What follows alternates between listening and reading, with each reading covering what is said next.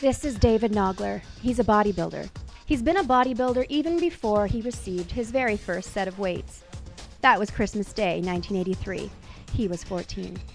Now 37 years old, David has placed first in his category in over half of 7 competitions he's been in.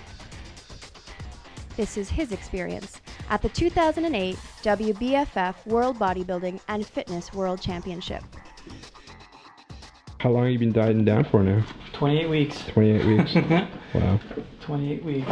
So what's your plan for the rest of the evening? You're just gonna eat some more, I guess, a little bit, but are you... Yeah, I gotta try. I am a little bit flat.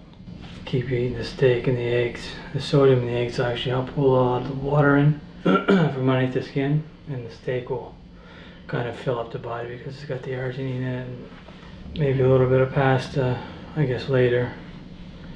To try and get some vascularity out. Last year was kind of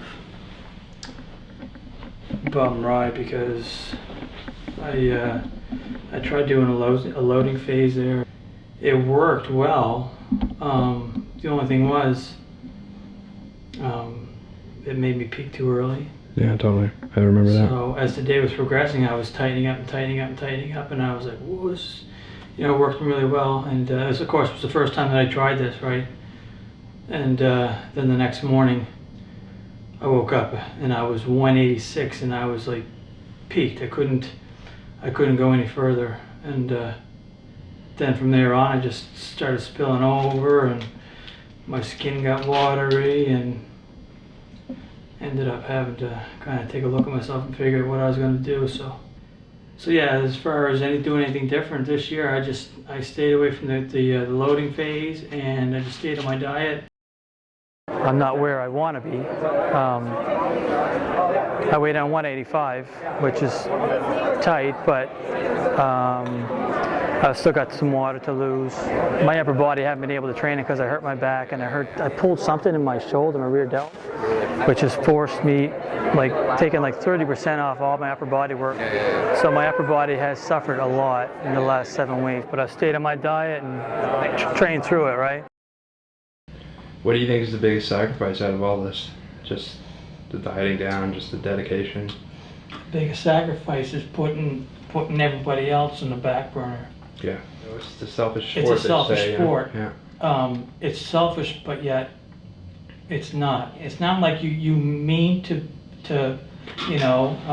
put priorities on the back burner, put family on the back burner. It's like it's a 24/7 thing. I mean, you eat, you sleep, you train, and that's all it is. I mean, you have to have your food certain times. You have to have certain types of food. You do cardio.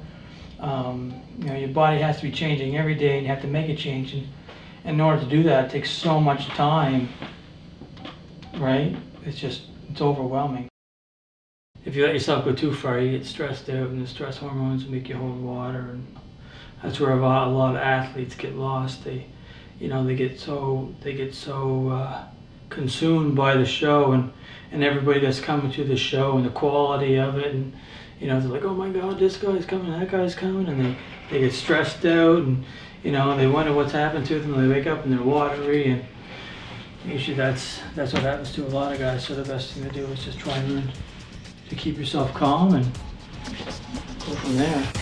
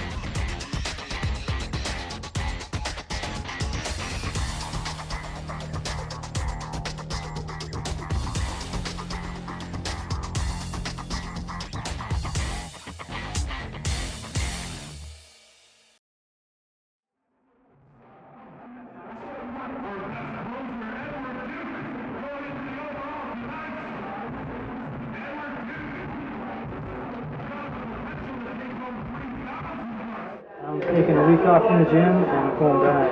So. No, you won't take more than a week off? No. Why? I'm not. I'm not. I didn't prove myself this year. I'm not done. So it's like ramp up for Vancouver? Yeah, definitely. Definitely. Come on. Is Tammy on board? She's your biggest fan? I'm sure she will be. She knows. Yeah. She wants to see me do well. I mean, this is my life, right? This is what I do. Yeah, I had fun. I couldn't pose very well though. I had to stop. My legs were cramped up so bad on the inside here. I couldn't concentrate on what I was doing. Yeah, I didn't set myself up for anything big, so I'm not really disappointed. I knew, I wasn't going to do all that well.